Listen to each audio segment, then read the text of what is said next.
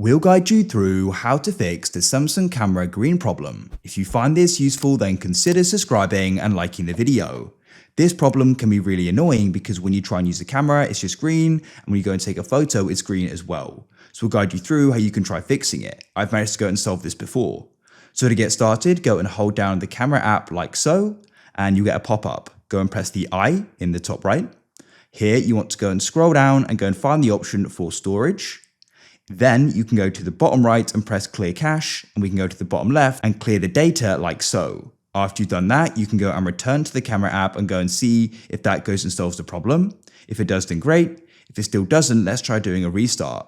Tap and hold the side power button, press restart and press it again, and now go and wait. When it starts again, try opening up the camera app and hopefully now the problem is solved and it's no longer green. If you found this useful and it solved your problem, then please consider subscribing and liking the video.